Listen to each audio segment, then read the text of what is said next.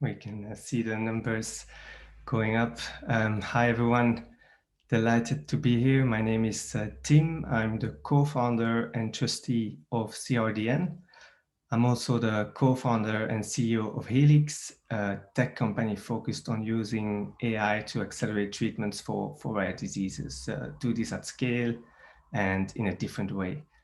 I'm really looking forward to this panel today. Innovation in rare disease clinical trials is incredibly important, and there's a particular aspect around placebo groups which we will discuss in more detail. And it's an honor and privilege to be here with Daniel and Femida.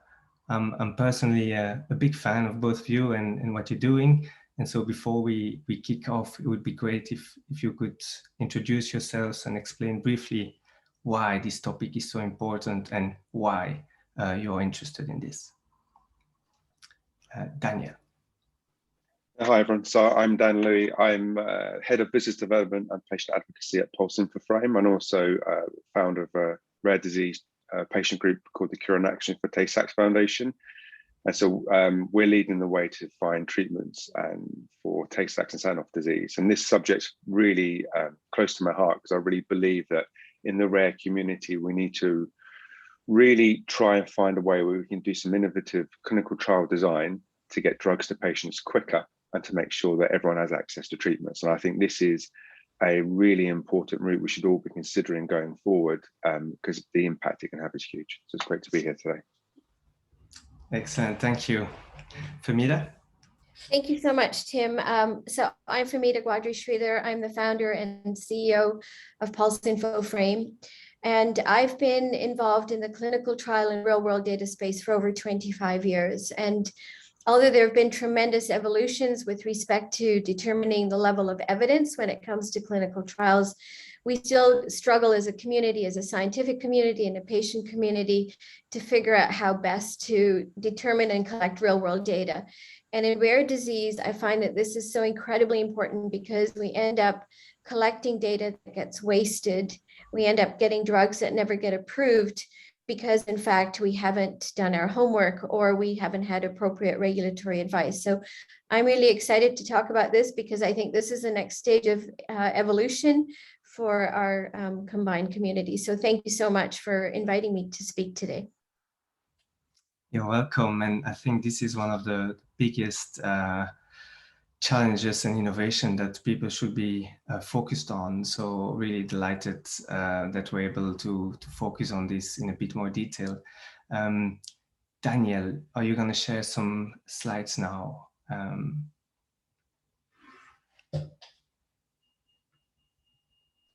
There we are. Thanks, Tim. So we're going to just go through a few slides to give you an introduction about kind of Pulse Infoframe and what this topic is about.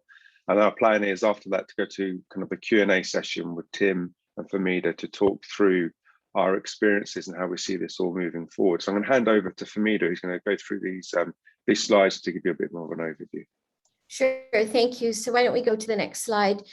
I thought it might be important just to level set, who we are as an organization. I gave you a little bit about my background.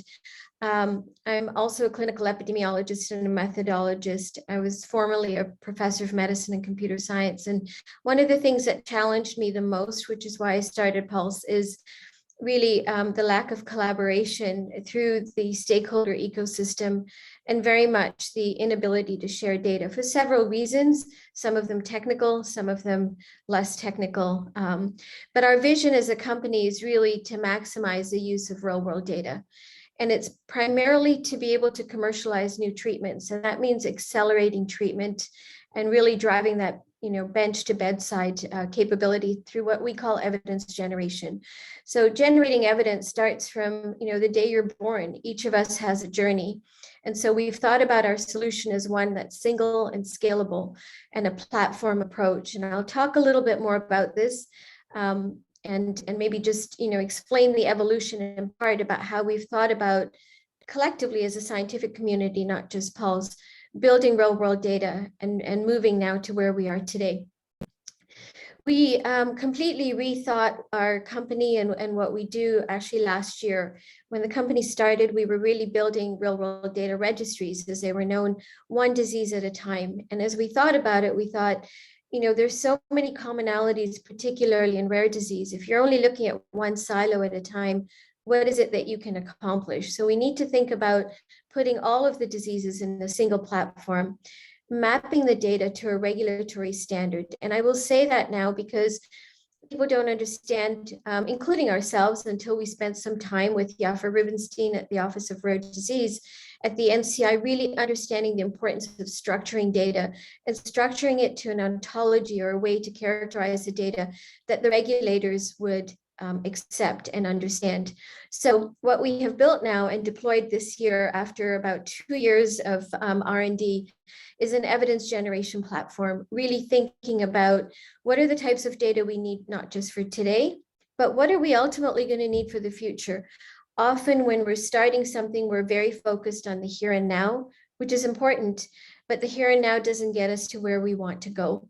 And so by characterizing and thinking about what we want, we collect natural history, we collect real world data, but we get the data from multiple sources.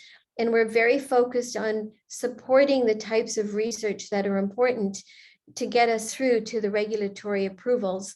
Even though we're not a CRO and we're not regulatory experts, we work with regulatory experts to ensure that the quality of data is there. But that middle part, that study conduct, considers a very important component, and that's the patient. Engaging patients. I think, you know, I remember early in my career, and I'm sorry to digress, Tim, but I would often counsel patients and feel so good that I spent 10 minutes explaining something to somebody. And I started my career in oncology, so I would talk to them about MOP, ABVD, and whatever chemotherapy and the side effects. And I walked away feeling very good until I realized that whatever I said to them, probably they didn't understand, in part because I didn't put things in terms that were understandable or engaging. I didn't understand their personal circumstances, because when you tell a heart failure patient to eat green leafy vegetables and they have a fixed income and they're buying things that have high sodium, there's a loss in reality. And these are all important components in understanding the history and the natural history, because how we do and how every patient does really depends upon their environment. And so engagement is a key part of that, not just giving information to patients, but getting information from patients, explaining to them, and then engaging them so that we're truly there to learn from their experience, so that we can ensure that we're collecting the right data to get us to the end, which is really approval. After a drug is approved, we also want to make sure that the drug is reimbursed. Next slide. And I think this is my last slide. Thank you, Dan. And finally, I wouldn't spend a lot of time looking at all of the different labels, but it's important because the FDA just came out with some guidance this week on real world data. And we'll talk about this a little bit more and why it's really important as we think about real world data as a way to support our characterization of synthetic controls or comparator arms. People call real world data everything. It's claims data, it's electronic health record data, it's customer data, it's genomics data, etc. What we do is we say, okay, this is important, but patient reported data and registries are equally important. But the most important thing is that we're mapping these data to a standard. But ultimately, when we think about how we're going to create these cohorts, these comparisons, we have to be able to characterize the data and lift it one level above everything that you see here. And that one level up is really the data that has to match what you're doing in your trial. So we know that we don't have enough patients to do clinical trials, especially in rare diseases where we can't do randomized controlled trials as easily. But this diagram is really to show that there has to be incredible rigor when you are collecting real world data, when you're thinking about those cohorts, because if they don't match what your trial is collecting, then, or your data sources are from all over the place, the risk is that that will have a less favorable quality check and therefore not accepted by the regulators, either EMA or FDA. And I think that's it for my slide. So thank you so much, Dan. And that's really just to frame the discussion. Over to you, Tim. Thank you. Thank you, Femida. That was great. And I want to kick off with a first question, and I want to encourage everyone who's in the audience and listening to post some questions as well in the Q&A box. You will see it there below. So you mentioned placebo arms and synthetic controls and synthetic data. What does that actually mean, and what does it mean for the rare disease community? So Dan, why don't you start? Because from a patient's perspective, given what you've gone through with the CATS Foundation, I think it would be helpful to hear, your own journey in this, if that's okay, Tim, and then I'll answer. Perfect. So I think for what this means for the rare disease community, and especially a single disease, is that we're always challenged by industry about patient numbers. That's always the question that comes to us when they are developing a treatment: is do you have enough patients? And what we struggle with in a rare disease group is to find patients, then find the right patients that can take part in a clinical trial, and then you keep reducing down those numbers. And then when you start then looking at clinical trials and looking at how they're designed, a lot of these will then have a placebo arm attached to them. And the problem we get is that you have to, one, convince patients they should take part in a clinical trial, two, take part in a clinical trial as a placebo arm, and three, ensure that they're going to adhere to it. Because our communities are so small and they do talk, they share their experiences. If they're in a neurodegenerative disease like in Tay-Sachs, they will become very aware if they're on a placebo or not, to be honest. And this is something that we've seen a big shift in the last 10 years with social media, is that communication among patients, which one is fantastic as a community because we can build these strong worldwide communities, but it's having a knock-on effect in things like adherence to clinical trials, because people are aware of who's on the study when really they shouldn't, and then who thinks they may not be getting a therapeutic benefit. And it doesn't take really a genius to work out that if they think they're on a placebo, they're going to drop out the study. And I've always said this, and I said many times, that in the rare community, our biggest issue is a clinical trial failing, not because the drug doesn't work, but because the clinical trial design was so bad. And this is where synthetic controls can actually step in and make a big difference.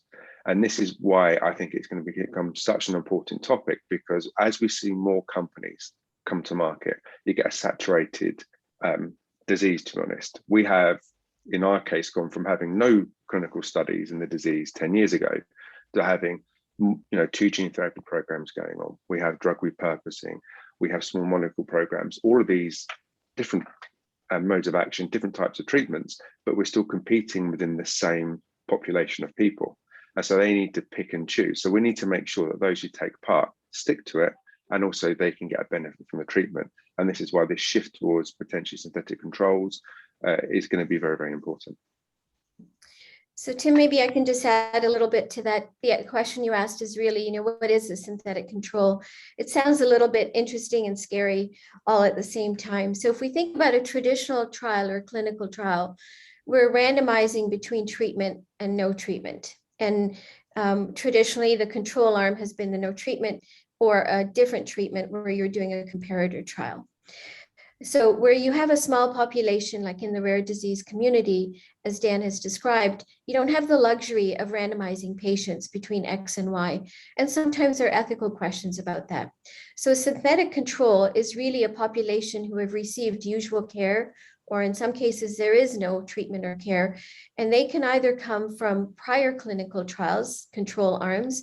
So they could be, in other randomized control trials, there's control data, and you want to be able to access that data as long as that population closely matches the population that you want to study.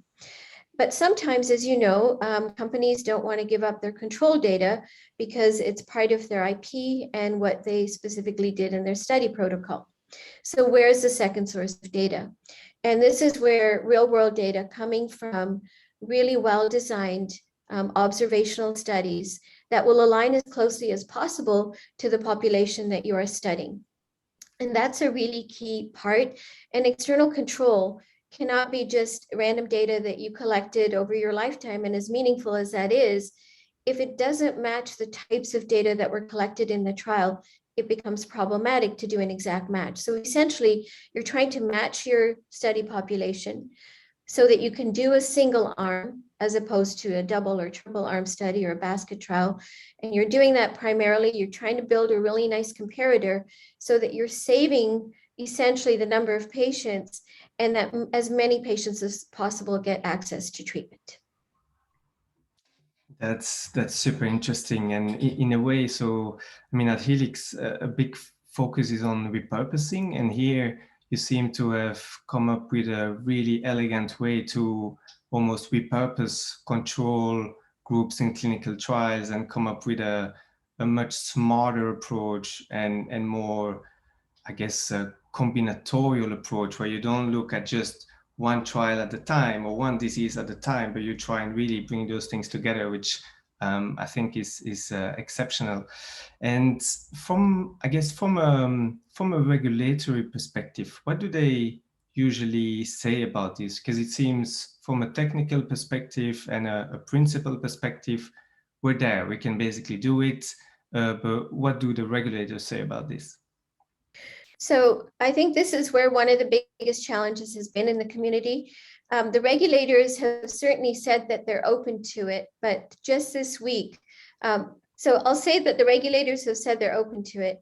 The reality is, in speaking with some of the people that we work with, when they go to talk to the regulators, if the regulatory group are not as familiar because they come from a very conservative, traditional methodological sort of mindset, they will not accept it. However, there have been significant number of papers now come out, and the HTA bodies, including NICE, have recently approved a number of drugs that ran through single-arm studies. So it may not be the perfect answer, but I will say that the FDA have also come out with guidance this week on what the limitations are of electronic health record data to be considered as real-world data. And I think in 2018, Dr. Scott Gottlieb from the FDA also published a piece about the importance of real-world data to support clinical trials.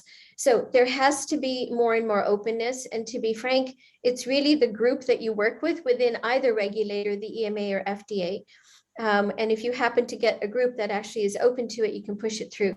But the most important thing is if you meet the key criteria around quality, which are the data source, the similarity of data sets, synthetic control methods for matching, and the relevance and reliability of the data, they would be hard pressed to say no, because you have followed methodological rigor in collecting data to match the trial data. And that's an important consideration. It doesn't mean it's easy, but I think we just have to keep pushing. And I think EMA have also come out with guidance now with a real openness to consider real world data or synthetic controls, comparator controls as part of their ethos. I think here, Tim, as well, what's really important is the role of advocacy to really portray how much of a game changer this approach can be in terms of the community. So rather than representing N of one, so just representing an individual, you're representing a whole community, and the impact it can have is absolutely massive. And so we have to do on an advocacy side, really try and get those conversations early with the regulators, and also have the conversation with our industry partners for them to consider this, because it does come up a lot. We're always having these discussions with our industry partners, and you can see they get nervous from the very mention. And we do a lot of, I suppose, like not educating, but more calming, as this approach is something that can be done. There's going to be a lot of work behind it, but the benefits that can be taken from are huge. So it's really utilizing our role to really represent the needs of the community, and then selling that story to the companies and also the regulators for them to understand. Thank you, Daniel. And I'll pick up on a word you mentioned. You mentioned advocacy and I guess patient groups. Where do you see the role of patient groups in this particular topic? And you hinted to some of that. Could you expand a little bit? So I think patient groups, by nature, we as a community have become much more collaborative. I don't think many of us are now seeing industry as someone who we can't approach, and more industry are coming into the market who want to work with advocacy. And I think that's a massive step, and it's something I've really seen in the last kind of 10 years, that you can have these great relationships and move treatments forward. And by being willing to work with them on things like clinical trial design, suggesting novel ideas or innovative approaches, they will listen. I mean, and as long as you understand what you're talking through with them, they will be willing to consider it. I think it's just making sure that you can get all your ducks aligned in a row to make sure you can suggest something that can impact the community and that has benefit also to the company. And I think this is where, as advocates, we, again, as a community, have got much better at making sure we can see benefit in the patient population and also for industry partner. I think that's very important.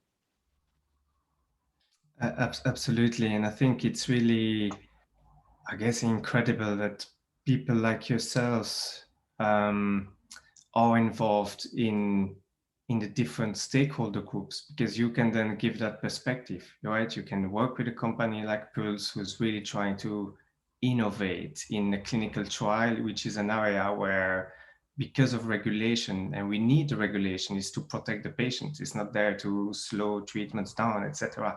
But people like yourself give that perspective. You understand it from a rare disease parent, from a patient group. Now you understand it from a company perspective, from a regulatory perspective. And so it's super important to have people like yourself really, and be comfortable, and also be, you know, smart enough to pick up all those different aspects, because it's so complex. But you need that perspective, and you need, I think, this drive towards the mission and what really matters, which is improving the lives of rare disease patients. And then when things misalign around incentives, you know what, the perspective makes that we can work together, and we're going to put some of our differences aside to make a difference. So I think it's really remarkable. And I just wanted to give a quick shout out to you, Daniel, and that's just really incredible. So there's a number of questions on the chat. So one from Jennifer Jones: if the trials are happening across international borders, are there also additional issues with data protection and data access? Very good question. Sure. Would you like me to maybe take a crack at it? So this is becoming more relevant because when we build real world registries too, and registries, we build them globally. So GDPR compliance is a really significant consideration. And from the onset, when you're doing something, you need to consider the patient consent. And so in everything that we do, even when there's an ongoing trial, we ask that the consent is signed with the patient, even at the time they're entering the clinical trial, to have their data shared with a registry after the trial is complete, so that we don't have to go back. And sometimes patients, you know, something happens to them and it becomes really unfortunate. You can't then go back. You have to respect, you know, that they may not want to communicate. On the trial side, as long as we're able to recontact patients, there is a big interest now from pharmaceutical companies, not just to pool their single trials, but multiple trials that they have, or a trial that is running globally. So that is an excellent question. And the key thing is that you do have to go back then and actually get consent. So how the consent is written originally is really what determines that. With respect to compliance and movement of data, obviously where the provisioning of the data is important. So we use a multi-tenant federated model from a technology perspective, so that we can adhere to all of the requirements globally. And what that means is some countries will not allow you to move data out of their jurisdiction, but you can still use what we call a cloud provisioner or provider within that region. So still access de-identified data or pseudonymized data and run the analysis that you want. So it's not simple, but it does happen, and it is happening more and more. And we always advise that you really set this up from the very beginning so that you don't run into trouble later on. Thank you. And there's a concept called dynamic consent, I believe. And could you maybe expand a little bit on that? Because I think most patients, families in rare disease want to share their data. They want to help. They want to participate in clinical trials. The challenge is that from a regulatory perspective, if you haven't asked them the right questions at the beginning, then you don't have basically authorization to reuse that data or share it further. Could you share some thoughts around dynamic consents and Femida? Yeah, sure. So the way we look at dynamic consent, so again, we consider a lot of this, and you raise a really good point. Patients do want to share, and sometimes they want to share across different researchers, and that's why that stakeholder group is so important. The way that we set up our consents is really to enable that. We call them a cascading consent. So very similar to dynamic, where a patient upfront is also asked, can we contact you again in the future for a clinical trial? Can we contact you, for biosamples? Are you willing to participate in other research? The key thing is, can we contact you again? And let's say you fail to do that for whatever reason, because not everybody does it. There are different ways to reach patient community groups, and that's where patient advocacy becomes so important. Because in a dynamic consenting model, you're able to go back and reach back because they want to participate. And sometimes you need IRB approval. So your consent, all of our consents are approved by the institutional review boards. Okay, and that's important too. Then you have to backtrack if you haven't done all of that. So working through some of the patient advocacy groups who can actually share information about a new study and the fact that we want to be able to do something different, we can leverage different mechanisms to do that, either through social media, through advocacy, and through a very, very specific campaign that will, target that population so that they know that there is something important happening in the field. And I'd be interested in your view, Tim. I mean, you're repurposing drugs. You have to go back at some point and figure out where data is coming from. You've also got data that, sorry to go on for a minute, but there's so many existing data sources, and those sources are wasted because we're not able to pull in the data because those patients haven't been consented.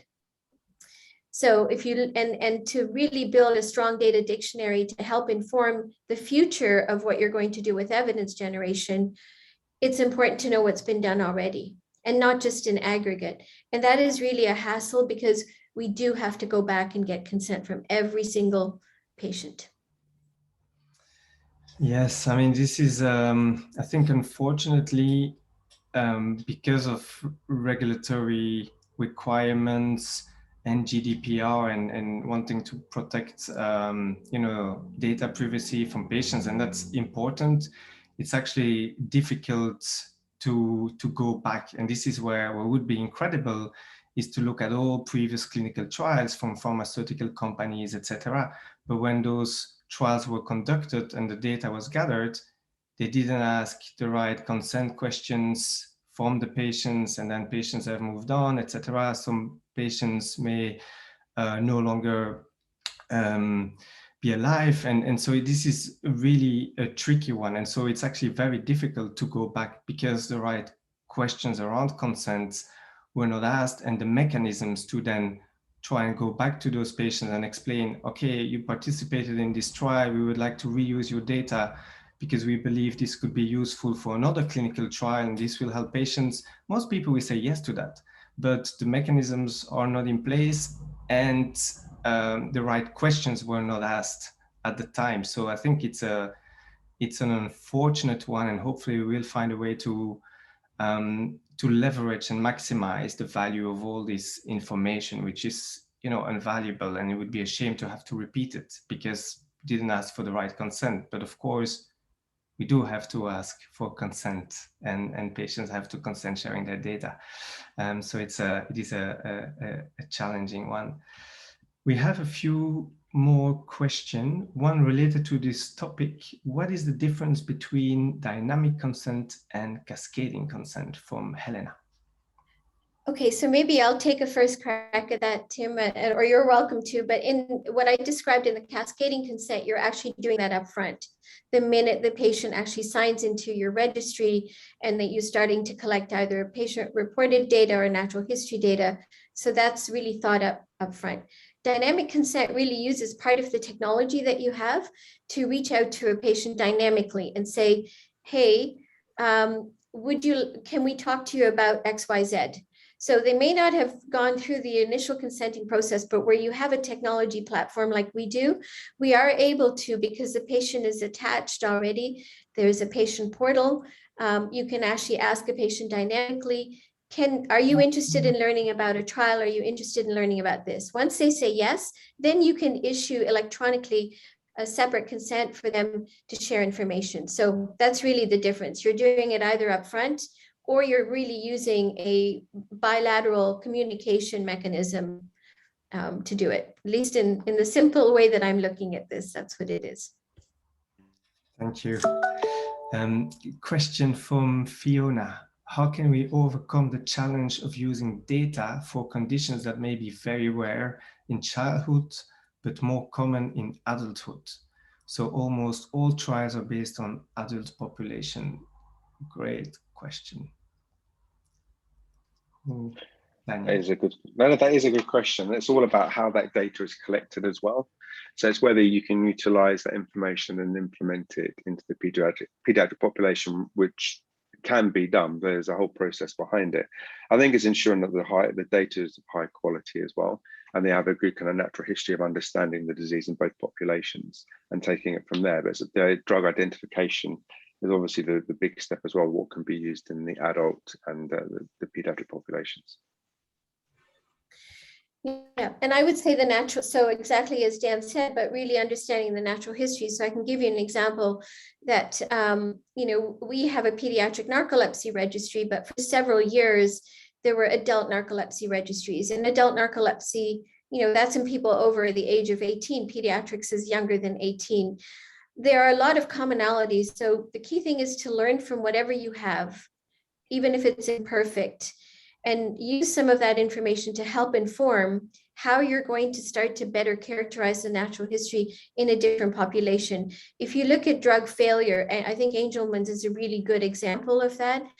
If you don't understand the natural history and you start to target at the wrong time point, you're not going to get the result that you need. So really that critical piece of not rushing and really collecting the appropriate data for natural history is important.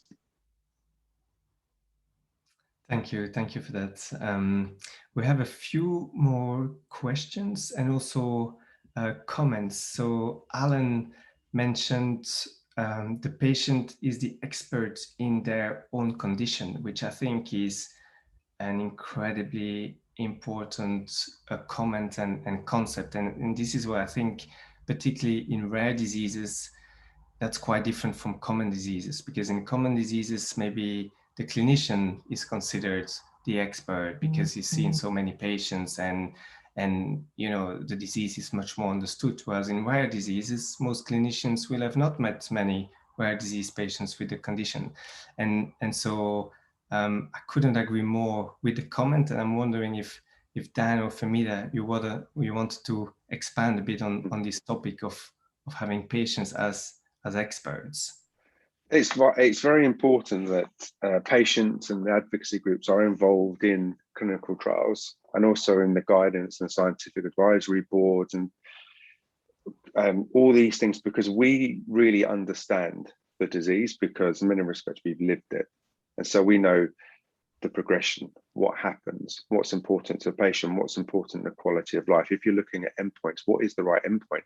Scientifically, there might be a great endpoint, but actually in terms of quality of life, it's irrelevant. It's just making sure that a company goes and chooses that right endpoint, because the problem you get is when they then go to the regulators, they'll dismiss it because they'll say there is no impact to the patient.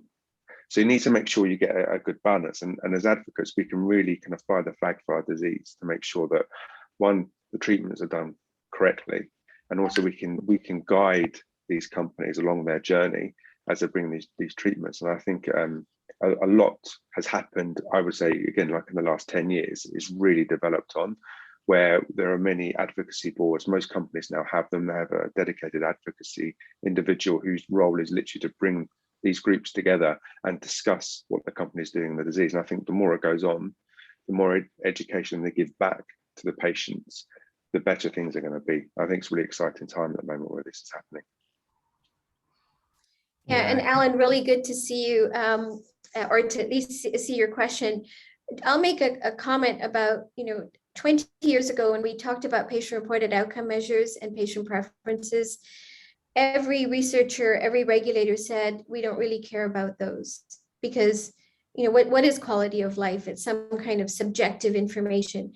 Now, look at the evolution and where we are today, where quality of life and patient preferences and what's important to them from a patient and caregiver perspective has become part of the regulatory dossier and is now part of the HTA considerations. So I think that there is a push to make sure, no patient and caregiver lives a disease much more than anybody else does. And so I think it's really important, and I echo what Dan said, and we have to continue. If you look at what Crystal Davis did with SMA and getting the FDA to approve treatment, I think that will show, the strength of the importance of patient lived and experienced information. Yeah, I couldn't agree more. And this was part of the model and belief we used when we set up Helix, which was inspired by a rare disease parent called NIC-CRO, which most of you will have heard of. And one of our most successful projects was led with a patient group called FRAXA in Fragile X syndrome. And it was a true partnership, and we just got IND approval from the FDA for our lead molecule. It's going to be a combination trial, so we will try different mode of actions and combinations together. And there is basically no way we could have achieved this without the patient group and their input and work together as like true partners and experts in the disease. Just echoing what both of you have said. I think, unfortunately, we're out of time. It's the end of the panel. Is that correct? 11:25. So thank you, everyone. Thank you, Daniel. Thank you, Femida. I think it was great. Thank you, all the participants, for asking questions and joining today. Reconnect for the next session. Cheers. Bye-bye. Thank you, everyone. Thank you. Bye-bye.